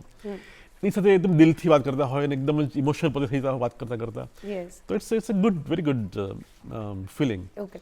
અને સરસ કામ થઈ રહ્યું છે. અચ્છા, તો હવે જો ગુજરાતી સિનેમાની વાત કરીએ તો તમને શું લાગે છે કે હજુ એના પોઝિટિવ પોઈન્ટ શું છે અત્યારે, અને હજુ શું ખૂટે છે કે જે એને વધારે મોર ક્રિએટિવ અથવા તો વધારે લોકો સુધી આપણે એને પહોંચાડી શકીએ? અને બીજું કે તમને કઈ ગુજરાતી ફિલ્મોએ અત્યાર સુધી તમારા પર એક છાપ છોડી છે કે ના બહુ જ મજા પડે, એક ગુજરાતી તરીકે આપણને પ્રાઉડ ફીલ થાય કે વાવ સખત એમ, આ વાત કરશો તમે? મને પ્લસ પણ લાગે છે ગુજરાતી ફિલ્મમાં કે આપણા ફિલ્મ મેકર્સમાં ભૂખ છે. ઓકે, યુ ટુ પ્રૂવ કે અમે બી છીએ. માત્ર તમે તેલુગુ તમિલની વાત ના કરો, અમે પણ ગુજરાતી ફિલ્મ ઇન્ડસ્ટ્રી પણ છે અને અમે વી આર શોઈંગ ઇટ. તો એ જે એક રોનેસ છે ને આપણી ઇન્ડસ્ટ્રીમાં, એ મને બહુ ગમે છે. Okay. આપણા એક્ટર્સમાં, આપણા ડિરેક્ટર્સમાં, આપણા મેકર્સમાં એક ઇનોસન્સ છે, એક પ્રકારનું હજુ એક રોનેસ છે, અને એક પોતાની જાતને પુરવાર કરવાની એક ભૂખ છે. તો એ બહુ જ સરસ છે અને સરસ કામ એમાંથી જ આવી રહ્યું છે. તમે જુઓ તો 2012માં આઈ થિંક અભિષેક જૈનની કેવી રીતે જયેશ ફિલ્મ આવી, યસ, રાઈટ રાઈટ, જેને કારણે આખું પ્રવાહ બદલાયો. યસ, રાઈટ, અને પછી 2 ફિલ્મ આવી, જેની બીજી ફિલ્મ, એને કારણે એ વધારે મજબૂત બની. એ જે પ્રવાહ, જે અર્બન સિનેમા જે નામ આવ્યું, યસ, એમણે જ, યસ, કૃષ્ણદેવ યાજ્ઞિક છે, કેડી, જેની ફિલ્મો એક પછી એક આવતી જ જાય આવતી છે. જ જાય છે, રાઈટ, વિજયગીરી બાવા છે, જેની ફિલ્મો પણ તમે ગ્રોથ એમાં જોઈ શકો એક ફિલ્મ Yeah, તરીકે. right, right. પ્રેમજીથી લઈને કસુંબોથી કસુંબો. વચ્ચે ક્રિસ્મો ટિફિન એમણે બનાવ્યું, કે મોન્ટુની બિટ્ટુ બનાવી. સંદીપ પટેલની ફિલ્મો કેટલી સરસ છે, રોમેન્ટિક, લાઇટ રોમેન્ટિક ફિલ્મો. યસ, રાઈટ, અભિષેક શાહની ફિલ્મો, યસ, હેલ્લારો જોઈને કેટલી બધું તમને ગર્વ થાય. Yeah, right, you feel so good. Yeah. અને national award winning film. Yes, એમની બીજી ફિલ્મ ઉમરો, એ પણ એટલી જ સરસ ફિલ્મ. યસ, રાઈટ, સો આ બધા બહુ જ ટેલેન્ટેડ, અને આ બીજા ઘણા બધા લોકો, હું બધાને નામ નથી લઈ રહ્યો, પણ ખૂબ બધા લોકો છે જે બહુ જ જેન્યુઇન લોકો છે અને સરસ કામ કરી રહ્યા છે. ઓકે, તો તમને ગર્વ ખરેખર થાય જ્યારે આ ફિલ્મો બધાની જુઓ ત્યારે, એમને મળો ત્યારે, એમની વાત સાંભળો ત્યારે. જે ખૂટે છે એ છે કે આઈ થિંક સાતત્ય ખૂટે છે કદાચ. ઓકે, ધારો કે એક ઉમરો ફિલ્મ આવી, પછીની ફિલ્મો જે 10 ફિલ્મો આવી તો એ નબળી હોય, એને કારણે જે એક મોમેન્ટમ ક્રિએટ થયું હોય એ પાછું ઠંડુ પડી જાય. એક સરસ હલારો આવે પછી એ લેવલની ફિલ્મો આવવાને બદલે સેજ નબળી ફિલ્મો આવે પાછી. ઓકે, એને કારણે I think it's bound to happen. દરેક ઇન્ડસ્ટ્રીમાં એવું થતું હોય છે. યસ, પણ let we can wish, we can pray કે એક સરસ વર્ષમાં 5 સરસ સ્ટ્રોંગ ફિલ્મ આવી જોઈએ, આવી જોઈએ, યસ, જેને કારણે એક મોમેન્ટમ ક્રિએટ થતું રહે ને એ બેન્ચમાર્ક એક સાઈડ, ગતિ ધીમી ના પડે. યસ, જે સારી ફિલ્મો લોકો જોવાનું શરૂ કરી થિયેટરમાં જાય, ફરી પાછી નબળી ફિલ્મ આવેલી, ફરી પાછી લોકો પાછા અળગા થઈ જાય. કારણ કે એ સમયમાં એ લોકો હિન્દી ફિલ્મ પણ જોઈ શકે છે, એ હોલિવૂડની ફિલ્મ પણ જોઈ શકે છે, યસ, યસ, તો શું કામ આપણી ફિલ્મ જોવે? યસ, ઓકે, એટલે એક એ વૃત્તિ, એક ભાવના આપણે ઓડિયન્સને પણ કેળવવાની છે ઓકે, કે આપણી ફિલ્મોને જોવે, પ્રાધાન્ય આપે અને એને સરાહે. ઓકે. હવે બીજું મારે એવું પૂછવું છે કે આપણે બુક્સ પરથી ઘણી બધી મૂવીઝ બનતી હોય છે, રાઈટ? તો એમાં તમારું શું માનવું છે કે જે બુક, જે લખાણ લખાયું હોય છે એને પૂરતો ન્યાય મળે છે જ્યારે મૂવી બને છે ત્યારે? અથવા તો તમને એવી કોઈ મૂવી તમને ખૂબ ગમી હોય કે બુક તમે વાંચી હોય ને પછી એ મૂવી જોયું હોય ત્યારે તમને એવું થયું હોય કે એક્ઝેક્ટલી બુકમાં જે વસ્તુ હતી એને પૂરતો ન્યાય મળ્યો છે આ મૂવીમાં, એવું તમને ક્યારેય ફિલિંગ આવી હોય, એવું કોઈ મૂવી છે ખરું? ક્યારેય નહીં નથી મળતો હતો. Okay. મોટાભાગના રાઇટર્સને એ ફરિયાદ હોય છે કે મેં લખ્યું છે આ નથી, ટોન બદલાઈ ગયો છે, અમુક Okay. મિસ આઉટ થઈ ગઈ છે વસ્તુ. પણ તો પણ આઈ થિંક એ માધ્યમ અલગ છે, એટલે તમે એ જ અનુભવ, એ જ અનુભૂતિ તમને ફિલ્મમાં પણ થાય એટલી જ તીવ્રતાથી એ અપેક્ષા રખાય પણ નહીં. અચ્છા, ઓકે. પણ તમારે એનો ઈરાદો શું છે ફિલ્મમેકરનો એ જોવું જોઈએ. એ કેટલા જેન્યુઇનલી એ લોકો એ કામ કર્યું છે એ જોવું જોઈએ. ઓકે. પણ એવું નથી કે એ સારી ફિલ્મ ન જ બની છે, હા, of એવોર્ડ વિનિંગ ફિલ્મો બની છે. રેવા ફિલ્મ Yeah. જે કરી એ સરસ પ્રયત્ન હતો. Right, right. અને ઓફકોર્સ બુક કરતાં ઘણી જ અલગ છે, પુસ્તક કરતાં, ધ્રુવભટ્ટની પુસ્તક કરતાં ઘણી અલગ છે. પણ તો તમને એક સ્પિરિચ્યુઅલ તરંગ જે ફિલ્મમાં અનુભવ થાય છે, એક અમુક જગ્યા પર એક તમને એક સ્પિરિચ્યુઅલ કનેક્શન કે કનેક્ટ તમે થાઓ છો. ઓકે. એ પાત્રનું જે એની જર્ની છે તમને એ સમજાય છે. અચ્છા, ઓકે. તો એ ઇશ્યુ થયું એ બહુ મોટી વાત છે. ઓકે. હવે બીજું કે આપણે ત્યાં જનરલી એવું કહેતા હોય કે આ ક્લાસ ફિલ્મ છે અને આ માસ ફિલ્મ છે, રાઈટ? તો આઈ થિંક મને એવું લાગે કે ફિલ્મ હોય, રાઈટ? એકદમ તમારું આ વસ્તુ પર શું માનવું છે કે ભાઈ ક્લાસ અને માસ એવા કોઈ પર્સપેક્ટિવ હોય છે, શું હોય છે, એના વિશે શું વાત કરશો? આથી આ ડેફિનેશન જૂની ડેફિનેશન વ્યાખ્યા થઈ ગઈ ક્લાસ માસ, હવે એવું રહ્યું નથી. એ હવે એ જે ભેદરેખા બધું ઓગળી ગઈ છે. ધુરંધર તમે શું કહેશો? ધુરંધર ઇઝ અ ક્લાસ માસિવ ફિલ્મ, આટલી બમ્પર મોન્સ્ટરસ હિટ છે. Yes, right. પણ એ લોકોને જે માસિસને પણ ખૂબ ગમે છે. ફિલ્મ મેકર્સ એના વખાણ કરે છે, બીજા ભાષાઓના પણ. યસ. એટલે એ ક્લાસિક ફિલ્મ, રાઈટ? આ પ્રકારની ગ્રામર આપણે ફિલ્મ જોઈ નથી, આ પ્રકારની ફિલ્મો. એટલે એ ક્લાસમાં એવું બહુ હોતું નથી, સારી ફિલ્મ કે ખરાબ ફિલ્મ સારી હોય કે ખરાબ હોય, યસ, રાઈટ. એ બે જ સ્પષ્ટ ભાગ પડે છે. ઓકે. પણ એવું બનતું હોય છે કે જે ખરેખર સારી ફિલ્મો ચાલે નહીં એવું બી ખૂબ બનતું હોય છે. જેમ કે સુપર બોયઝ ઓફ માલેગાંવ, હા, હા, યસ, હમણાં એ બહુ સરસ ફિલ્મ હતી. Yes, yes, 2024માં કદાચ આવી. હા, હા. જે એ વર્ષની કદાચ ઉત્તમ ફિલ્મોમાંની એક હતી, પણ એ કદાચ એ લોકોને સુધી પહોંચી જ નહીં. રાઈટ. ઓકે. તો એવું બને. હવે બીજું કે વર્ટિકલ સિનેમાનું અત્યારે ઘણી બધી મિની સિરીઝ બને છે, વર્ટિકલ સિનેમામાં બને છે, તો વર્ટિકલ સિનેમા વિશે તમારા શું પ્રતિભાવો છે? આ એક ટ્રેન્ડ, એક ફેઝ છે. મને લાગે છે કે આ એક જે નવું લોકોને જોતું હોય છે કે કંઈક નવું આપો, નવું કરવું, એનું જે એક પાયદાન છે. ઓકે. એટલે વર્ટિકલ સિનેમા એનું જે એક માઇક્રો એન્ટરટેનમેન્ટ જેમ તમે કહો, હવે વિદેશથી શરૂ થયું, હવે આપણે ત્યાં બી બની રહ્યું છે, રાઈટ. પર્સનલી મને એ બહુ અપીલ કરતું નથી. ઓકે. જે પેલું મોટા પડદા પર બિગ સ્ક્રીન પર જોવાની જે મજા આવે. હા. ઓકે. હવે તમારા પોઈન્ટ ઓફ વ્યૂથી એવા કયા 5 કે 6 પોઈન્ટ હોવા જોઈએ જે ફિલ્મને સારી બનાવે છે, અથવા તો જ્યારે ફિલ્મ મેકિંગ કરતા હોઈએ આપણે તો એ વખતે ધ્યાનમાં રાખવા જોઈએ? એટલે ફિલ્મ મેકર ધ્યાન રાખવા જોઈએ. હા, રાઈટ. ફિલ્મ મેકિંગ વખતે ડિરેક્ટરે અથવા તો ફિલ્મ મેકરે એ વસ્તુનું ધ્યાન રાખવું જોઈએ જેનાથી ઓડિયન્સ કદાચ એ ફિલ્મને વધારે એક્સેપ્ટ કરશે. એટલે આ હું એઝ એ હું પણ ફિલ્મ મેકર નથી, એટલે મને આઈ કાન્ટ સજેસ્ટ કે એ મારો અધિકાર નથી કે હું સલાહ આપી શકું. પણ જનરલ વાત કરીએ, હા, જનરલ લાઈક સ્ક્રિપ્ટ એ બાપ છે. ઓકે. કોઈ પણ ફિલ્મનો બાપ હોય અથવા માં કહો, વિજય કે કહો, ઓકે. એ સ્ક્રિપ્ટ છે. સ્ક્રિપ્ટ જો તગડી હશે, ફિલ્મ 90% કહેવાય છે કે કાગળ પર બને છે. ઓકે. 10% મહેશ ભટ્ટનો કોટ છે કે ફિલ્મ બને છે 90% કાગળ ઉપર અને પછી 10% જ તમે એક્ઝિક્યુટ કરો છો કેમેરા સામે. તો જેટલી સરસ, જેટલી લોજિકલ એ કાગળ પર હશે, જેટલા વધારે ડ્રાફ્ટ એના બનશે, જેટલા વધારે એના તમે સૂક્ષ્મતાઓ કે ઇન્ટરકનેક્શન જોશો, એનું ઇન્ટરનલ લોજિક જેટલું સ્ટ્રોંગ હશે, એટલી ફિલ્મ સારું બનશે સ્ટેજ મંચ પડદા પર. તો એ પ્રાથમિક શરત છે કે ફિલ્મ કાગળ પર જ સ્ટ્રોંગ હોવી જોઈએ. ક્યારેક એવું બી બને કે ઘણા એવું બી કહેતા હોય છે ઘણા કલાકારો કે મેં જ્યારે ફિલ્મ વાંચી ત્યારે મને બહુ લાગી નહોતી કે એમાં કંઈ શું છે, પણ જ્યારે ડિરેક્ટરે સેટ પર આવે ત્યારે મેજિક થયો. તો એવું પણ બનતું હોય છે. ઓકે. તો I think case to case be ઘણું બદલાય, પણ આ એક પ્રાઇમરી વસ્તુ છે કે સ્ટ્રોંગ સ્ક્રિપ્ટ તો ડિરેક્ટરને પણ જોઈએ, એક્ટર્સને પણ જોઈએ, તો એમને મજા પડે પરફોર્મ કરવાની. એમને બેકસ્ટોરી ખબર હોય, પોતાનો આખો ગ્રાફ ખબર હોય, તો એ મજા પડતી હોય છે એક્ટર્સને પણ, અને ઓડિયન્સને પડે જ પડે. Yes, right. તો હવે ફિલ્મ ક્રિટિક તરીકે અથવા તો કોઈને ફિલ્મ રિવ્યુઅર કે ફિલ્મ ક્રિટિક બનવું હોય તો કયા પુસ્તકો વાંચવા જોઈએ અથવા કયા પુસ્તકો તમે વાંચ્યા છે એના વિશે વાત કરો. જી, સિડ ફિલ્ડ એક બહુ જ સરસ નામ છે. અમે એના ઘણા પુસ્તકોની સિરીઝ છે. એ ખાસ વાંચવા જોઈએ જેમને ફિલ્મ વિશે જાણવું હોય, સિનેમાના માધ્યમ વિશે. અને ફિલ્મ ક્રિટિસિઝમ પછીની વાત છે, પણ ફિલ્મ કેમ જોવી અથવા ફિલ્મમાંના બ્યુટી પોઈન્ટ્સ કેવી રીતે તમને સમજવા, તો એ માટે સીડ ફિલ્ડ નામ લખ્યું છે અને એને પુસ્તકો વાંચવા જોઈએ. બીજું એક મારા બહુ જ પ્રિય છે ફિલ્મ ક્રિટિક છે હોલિવૂડના, રોજર ઇબર્ટ. ઓકે. એ બહુ જ નામાંકિત ફિલ્મ રિવ્યુ રહ્યા છે અને એનું ખૂબ પ્રભાવશાળી બી ખૂબ છે. ને એમનો એપ્રોચ બહુ પોઝિટિવ રહેતો. એ ફિલ્મને તોડી પાડવા માટે નહીં, પણ ફિલ્મને વધારે એન્હાન્સ કેમ થઈ શકે, વ્યુઅર્સનો એક્સપિરિયન્સ કેમ વધારે સારો થાય, પ્લસ ફિલ્મ મેકર્સને પણ કંઈક બે વસ્તુ જાણવા મળે. અચ્છા, ઓકે. એ રીતે એ લખતા. તો એમના કમ્પેરિઝન પણ છે અને યુટ્યુબ પર બી બહુ બધા વિડીયોઝ પણ છે. ઓકે. અને ઇફ યુ ગૂગલ પર તમે જોશો તો ખૂબ મળશે. રોજર ઇબર્ટ નામ છે. એ ખાસ વાંચવા જોઈએ. એમના રિવ્યૂઝ કેવી રીતે લખે છે રિવ્યૂઝ, ફિલ્મ જોઈને પછી એને રિવ્યૂઝ વાંચવા જોઈએ કે આ ફિલ્મ રિવ્યૂ એમણે કેવી રીતે લખ્યું છે. તો એ અદ્ભુત છે. હવે ગુજરી ગયા છે પણ હજુ પણ એમના નામની વેબસાઇટ ચાલે છે. ઓકે. અને બીજા લેખકો એના રિવ્યૂઝ કરે છે. ઓકે. હિન્દીમાં પણ ઘણા પુસ્તકો લખાયા ઓકે. છે ફિલ્મ મેકિંગ વિશેના અથવા ફિલ્મ મેકર્સ વિશેના. એક ये उन दिनों की बात है का पुस्तक છે, ये उन दिनों की बात है. ઓકે.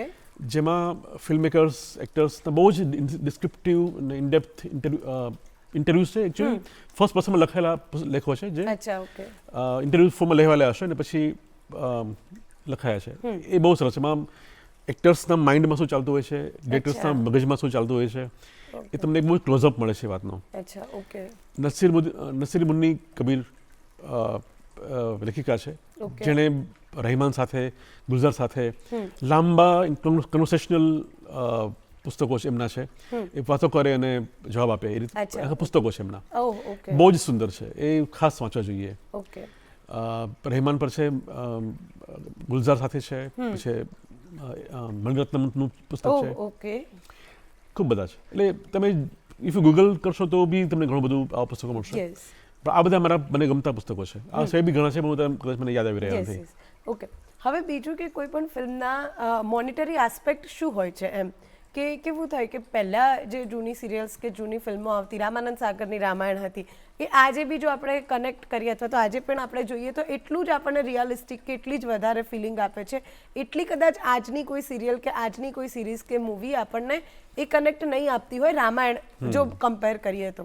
તો શું બજેટ જે છે એ જ એક વસ્તુ છે અથવા તો બીજા કયા મોનિટરી આસ્પેક્ટ છે ફિલ્મને સફળ બનાવવા માટે અથવા તો ફિલ્મને ઓડિયન્સના મન સુધી અથવા તો ઓડિયન્સ લાંબા સમય સુધી યાદ રાખે એના માટે? Budget helps of course. બજેટથી આખું ધામધૂમના બજેટ પર જ હોય છે. પણ બજેટ જ વસ્તુ એક નથી. ઓકે. આપણે કેટલી બધી મોટી બજેટની ભંગાર ફિલ્મો, ખરાબ ફિલ્મો જોઈ જ છે. મોટાભાગની ફિલ્મો કદાચ એવી જ બનતી હોય છે કે બહુ જ લેવિશ બજેટ હોય ને મોટા સ્ટાર્સ હોય ને લોકેશન ફોરેનના હોય, પણ ફિલ્મમાં કંઈ જ તમને ગમે નહીં, તમને કનેક્ટ થવા જ નહીં. તમને લાગે કે વેડફાઈ ગઈ, એટલા પૈસા વેડફાયા, રિસોર્સિસ વેડફાઈ ગયા. એની સામે જે સરસ મેકર્સ છે એને એ પાસે બજેટ હોતું નથી. એ લોકો જે કરવું હોય એ કરી શકતા નથી. એટલે જ પછી કેરળની ફિલ્મોની આપણે વાત કરી, મલયાલી ફિલ્મો, કે એમાં બજેટ ઓછું હોય છે. એ લોકોનું બજેટ એટલા બધા આપણા હિન્દી ફિલ્મો જેટલા કે ઇવન તેલુગુ તમિલ જેટલા હોતા નથી. પણ એ ટૂંકા બજેટમાં પણ સરસ વાતો કરી જાણે છે. તો બજેટ અને ક્વોલિટી વિશે સીધો સંબંધ નથી. ઓકે. પણ બજેટ હોય તો ફિલ્મ મેકરને મોકળાશ રહે છે. એને જે કહેવું હોય, જે રીતે કહેવું હોય એ કહી શકે છે. ઓકે. પણ વાત અલ્ટિમેટલી તો સ્ટોરી ટેલિંગ જ છે. તમે કેટલી સરસ સ્ક્રિપ્ટ પર કેટલી સારી રીતે અનફોલ્ડ કરો છો. વાત તો ત્યાં છેલ્લે અટકી જાય છે. રામાયણમાં વાત કરી કે એમાં એક પ્રકારનું ઇનોસન્સ છે, એક પ્રકારની નિર્દોષતા છે. જે રીતે ફિલ્મ એ શો બનેલો હતો, કોઈ તામઝામ વગરનું ને પેલું જે વીએફએક્સ પણ નથી ને કશું જ નથી. પણ એ લખાણ કેટલું સ્ટ્રોંગ છે. સંવાદો તે સરસ લખાયેલા છે. મહાભારત સિરિયલની બી વાત તમે કરો તો મૂળ વાત તો એ જ છે. ઓકે. તો હવે બીજી આગળ વાત કરીએ તો અમુક ફિલ્મો જે હોય છે એકદમ પોએટિક હોય, રાઈટ? જેમ કે જો બેંગાલી સિનેમાની વાત કરીએ તો બહુ જ પોએટિક અને સખત એકદમ આપણને રિયલ લાઈફથી બહુ ઘણું અલગ લાગે કે એવી રીતની હોય. તો એવા પ્રકારની જે ફિલ્મો હોય છે કદાચ અત્યારે ઓછી બની રહી છે. તો એના વિશે તમારું શું માનવું છે કે અત્યારે ઓડિયન્સનો ટેસ્ટ ચેન્જ થઈ ગયો છે કે લોકો એ ખબર નહીં ગમાડે છે કે નથી ગમાડતા એમ? એના વિશે શું કહેશો તમે? હા, એ સરસ વિષય. અમારો પ્રિય પ્રકાર છે પોએટિક ફિલ્મો. હા. જેમ ગુલઝારની ઇજાઝત ફિલ્મ છે, યસ. એટલે પોએટિક ફિલ્મ છે. કે ઋતુપર્ણ ઘોષની જે છેલ્લે એમની ફિલ્મો આવી Yes. એ બહુ પોએટિક હતી. Right. બંગાળીમાં ખાસ કરીને જોવાય છે. હા, એ વાત સાચી છે કે હવે એ પ્રકારની ફિલ્મ ઓછી બને છે. Yes, right. ઓડિયન્સ નથી, કદાચ થિયેટર માટે નથી, પણ હવે અગેન ઓટીટી એક પ્લેટફોર્મ ફિલ્મ મેકર્સને મળ્યું છે કે સીધી ઓટીટી પર ફિલ્મ રિલીઝ થઈ શકે છે હવે, યસ, રાઈટ. જેને કારણે એક રાહત રહે છે કે એટલીસ્ટ ક્યાંક તો મારી ફિલ્મ જશે કે જોવાશે. રાઈટ. તો આઈ થિંક એ પ્રકાર છે જ, પણ હવે ઓછો ખેલાણ ઓછું થઈ રહ્યું છે. ઓકે. પોએટિક પ્રકારનું એક તત્વ હોય એવી ફિલ્મો તમને જોવા મળે, વચ્ચે જોવા મળે. થ્રી ઓફ અસ કરીને એક ફિલ્મ વચ્ચે યસ, રાઈટ. હા. શેફાલી શાહ અને માનવ કોલ હતા. માનવ કોલ અને, યસ, હા. રાઈટ. તો વિજય જયદીપ અહેલાવત હતા. હા, હા. માનવ કોલની. જયદીપ અહેલાવત. Yes, yes. હા, તો એ જે ફિલ્મ છે એમાં તમને પોએટિક મોમેન્ટ્સ મળી જાય. Yes, yes. તો એ જે ફિલ્મો છે અત્યારે બહુ ઓછી ઓછી બને બને છે, છે. રાઈટ? ખરી વાત. તો હવે મને એવું થાય કે એ ક્રિએટિવ ફ્રીડમ બી એક અલગ વસ્તુ છે કે જે ડિરેક્ટર્સ કે સ્ક્રીન પ્લે રાઇટર હોય કે લેખકો હોય જે બી યુઝ કરતા હોય, તો તમને શું લાગે છે કે એ જે ક્રિએટિવ ફ્રીડમ છે ઘણીવાર એવું થઈ જાય કે બહુ જ નોન રિયાલિસ્ટિક હોય અને પછી એમ કે ભાઈ એ તો ક્રિએટિવ ફ્રીડમ છે કે આ છે, તો એ જે વસ્તુ છે એને તમે કેવી રીતે તમારા પીઓવીથી કેવી રીતે જુઓ છો તમે? બહુ સબ્જેક્ટિવ વસ્તુ છે. સબ્જેક્ટિવ છે કે તમે કોને લિબર્ટી ક્યાં સુધી લેવી અને કેટલી લેવી, એ ઇન્ડિવિજ્યુઅલ પર આધાર રાખે. તમે તમારા માણસ જોનારના પોતાની સેન્સિબિલિટી પર આધાર રાખે. ઘણા ક્રિટિક્સને ધુરંધર ગમી નથી હા. કે ટુ મચ લિબર્ટી, આવું કેવી રીતે હોય ને આવું બધું ના હોય. ઘણા લોકોને એમાં જે લેફ્ટિસ્ટ સ્પેશિયલી જે ક્રિટિક્સ છે એમને બિલકુલ ગમી નથી ધુરંધર, અને Okay. એ લોકોએ બહુ વાંધા કાઢે છે ફિલ્મમાંથી. અચ્છા, ઓકે. લિબર્ટીના નામે તમે શું બતાવો છો એવું એક પ્રશ્ન પણ થાય. જે ફિરાક ફિલ્મ આવેલી હા, જેમાં yes. ગુજરાતના રાઇટ્સ વિશે વાત હતી, પણ એમાં Yes. કંઈક અલગ જ રીતે હા. એમાં જે રાઇટ વિંગર્સ લોકોને ગમી નહોતી કે તમે આ ફિલ્મ આવી રીતે શા માટે કેમ બતાવી, બતાવો છો, right. એમાં આ એંગલ કેમ બતાવી નથી. તો એ અગેન ફિલ્મ મેકરનું પોતાનું એક પોલિટિક્સ હોય છે, પોતાનું એક પોઈન્ટ ઓફ વ્યૂ હોય છે, પોતાનું મારે શું બતાવવું છે એ એનો એક ઈરાદો હોય છે. અચ્છા, ઓકે. તો તમારી ગમતી જો 5 ફિલ્મો હોય કે હોલિવૂડની હોય, ગુજરાતી હોય કે કોઈ બી, તમને એવું થાય કે જો 5 ફિલ્મો કોઈ પૂછે મને તો હું આ 5 ફિલ્મો કહું, એવી કઈ ફિલ્મો હશે? બહુ અઘરો સવાલ છે, લગભગ અશક્ય કહી શકાય, પણ Okay. તો ટ્રાય કરું. મને લગાન ખૂબ ગમી હતી, ઓકે. આમિર ખાનની. હમ. એક મને સંપૂર્ણ ફિલ્મ લાગે છે. અચ્છા, મને શ્રી પરાંજપેની કથા અને સ્પર્શ ઓકે. એ બે ફિલ્મો ખૂબ ગમે છે. બહુ ઇન્ટિમેટ ફિલ્મો, બહુ સાદી, લો બજેટ, તામઝામ વગરની, પણ Yes. એટલી બધી સરળ અને એટલી બધી કનેક્ટ થાય તમારી સાથે એ પાત્રો અને એ પરિવેશ. મને અર્થ ખૂબ ગમે છે, મહેશ ભટ્ટની, ઓ હા, અર્થ. જેમાં શબાના આઝમી, સ્મિતા પાટીલ બંને ધુરંધર અભિનેત્રીઓ યસ, રાઈટ. એક સાથે સ્ક્રીન પર આપણે જોયેલા. રાઈટ. અને અગેન એ સમયથી ઘણી આગળ ફિલ્મ હતી અને એને એક ટ્રેન્ડ બદલાયો એ ફિલ્મ પછી. મને ચક દે ઇન્ડિયા ખૂબ ગમે છે. ઓકે. મને રંગ દે બસંતી ફિલ્મ ખૂબ ગમે છે. અચ્છા. મને લાગે છે કે જે ફિલ્મ આવી આજની ફિલ્મ આવી હોવી જોઈએ, રંગ દે બસંતી જેવી, અચ્છા. કે જેમાં અત્યારે આજના યુથની વાત છે, પણ એની પાસે દિશા નથી, એને શું કરવું, એની પાસે કોન્ટેક્સ નથી કોઈ રાજકીય સારો, પણ એ કઈ રીતે જે ફિલ્મ મેકરે આપણા સાથે સૈનિકો સાથે મર્જ કરી છે આજના યુથને, એ બહુ જ અદ્ભુત લાગે છે મને. ઓકે. આ બધી મારી બહુ ગમતી ફિલ્મો છે. અચ્છા, ઓકે. હવે બીજું કે આપણે એવું બી કહેતા હોય કે જે ફિલ્મો છે ને એ સમાજનું દર્પણ છે, અથવા તો સમાજમાં જે ચાલતું હોય એ ફિલ્મોમાં બતાવવામાં આવે છે. તો તમને સાચે એવું લાગે છે કે જે સમાજની રિયાલિટી હોય એ જ ફિલ્મોમાં બતાવવામાં આવે છે? I think it works both the ways. Okay. ફિલ્મોથી સમાજ પર અસર થાય છે અને સમાજની અસર ફિલ્મો પર થાય છે. બંનેનું એકબીજા પર અસર કરે છે. જેમ કે આપણા જે મોરલ વેલ્યુઝ સમાજની જે અમુક છે, માતૃત્વની કે અમુક ચારિત્ર્યની, કે સ્ત્રીઓ આમ કરાય આમ ના કરાય, એ પ્રકારનું જે સજ્જડ માન્યતાઓ છે એ ફિલ્મોને કારણે આવી છે એવું આપણને સમજાય. તમે અત્યારે 60s ફિલ્મો જુઓ કે 50s ફિલ્મો જુઓ કે 70s ફિલ્મો જુઓ તો તમને જાણે લક્ષ્ય જ જાણે કે નાયિકાનું લગ્ન કરવાનું હોય એવું લાગે યસ, રાઈટ. કે એન્ડમાં લગ્ન થાય, બસ Yes, જીવનનું બીજું કંઈ લક્ષ્ય જ નથી. લક્ષ્ય જ નથી. પ્રેમમાં પડો ને કેવી રીતે લગ્ન કરો, બસ એ જ જાણે લક્ષ્ય હોય ને. રાઈટ. એટલે એ પ્લસ એ સ્ત્રી એટલે આ જ રીતે વર્તવી જોઈએ, એને આ જ કરાય, આમ જ ના કરાય, આબરૂ ને આ ને તે, એ બધા જે ખ્યાલો જે છે એ જે દૃઢ થયા છે ફિલ્મોને કારણે થયા છે. ઓકે. તો એ બંને પક્ષે Vice versa. વાઇસે વર્સા છે. ઓકે. એટલે ફિલ્મોની પણ અસર થાય છે, આપણે જોઈને મળે થાય એટલે મનમાં એક સેટ પેટર્ન કન્ડિશનિંગ થાય. મને થાય ખબર પડે કે ના, આવું નથી હોતું, આ ફિલ્મો અલગ વસ્તુ છે ને આ અલગ વસ્તુઓ છે. યસ અને જે સમાજમાં બને છે એ ફિલ્મોમાં રિફ્લેક્ટ થાય જ છે. Yes right. શોઝમાં બી હવે શોની વાત કરીએ તો યસ રાઈટ. ઓકે, તો હવે એક નાનકડું રેપિડ ફાયર રાઉન્ડ જેવું છે. બહુ સિમ્પલ છે. હું તમને કેટલાક તમારા ફેવરેટ્સ પૂછીશ, એ તમારે કહેવાનું છે મને, ઠીક છે? Favourite director? કોઈ એક જ? 2-3 બી કહી શકો. ઇમ્તિયાઝ અલી, ઓકે વિધિવિનોદ ચોપડા. ઓકે. બે. Screen play writer? અભિજાત જોશી મને ખૂબ ગમે છે, ઓકે. જેમણે 3 ઇડિયટ્સ લખી છે, Yes. જેમણે મુન્નાભાઈ લખી છે, યસ. એ મારા પ્રિય લેખક છે અભિજાત જોશી. ગમતું નાટક?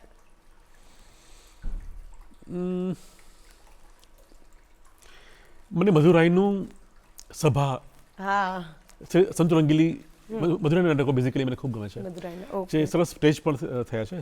સરિતા જોશીએ કરેલા છે, પૂર્ણ જોશી ડિરેક્ટર હતા એના. ઓકે એ 3 કોમ્બિનેશન મને બહુ ગમે છે, ઓકે. મધુરાઈ, સરિતા જોશી અને પૂર્ણ જોશી. અચ્છા, ઓકે. Yeah. અને ગમતી ગુજરાતી મૂવી? હેલ્લારો મને ખૂબ ગમી, ઓકે. મને એકસ્મો ટિફિન ખૂબ ગમી, અચ્છા, ઓકે. મને અભિષેકની ફિલ્મો, બંને ફિલ્મો એને કોન્ટેક્સને કારણે કે એ જે સમયે આવી અને જે રીતે વાત ચેન્જ બદલી, કર્યો આખો પર્સપેક્ટિવ જે એ છે. મને ખૂબ ગમી. મને વશ ખૂબ ગમી. ઓકે. વશ જે રીતે ઇવન ભારતના ઓડિયન્સ સામે જે રીતે એક્સેપ્ટ થઈ અને હિન્દીમાં પણ જે રીતે સફળ થઈ, એ લેન્ડમાર્ક ફિલ્મ છે. ઓકે આ મારી ખૂબ ગમેલી ફિલ્મો છે. ઓકે. અને ગમતા 3 પુસ્તકો, કોઈ પણ હોય, ગમતા 3 પુસ્તકો? મેં તમને એક ઉલ્લેખ હમણાં કર્યો કે સર્જકની આંતરકથા, ઉમાશંકર જોશીનું સંપાદન છે, જેમાં લેખકોએ પોતાની કેફિયત રજૂ કરી છે, પોતાની પ્રક્રિયા. બીજું મને ગમે છે બક્ષીજીની આત્મકથા બક્ષીનામા, ઓકે. જેના પર આધારિત મારું નાટક છે. અચ્છા, ઓકે. અગેન એ બક્ષી જ છે, એટલે એમાં તમારે અમુક વસ્તુઓ કચર કરી લેવાની હોય, રાઈટ રાઈટ એ સંપૂર્ણ સત્ય ના પણ હોય, રાઈટ. પણ જે રીતે એને વાત કરી છે, જે રીતે આખો માહોલ ઉઘડે છે, એ મને બહુ પ્રભાવિત કર્યું છે એણે. ઓકે. ત્રીજું વિવેકાનંદના પુસ્તકો એક સમગ્રપણે હું કહીશ, ઓકે. એ મને પણ ખૂબ પ્રભાવ રહ્યો છે એમનો, ઓકે. વિવેકાનંદનો. ડન.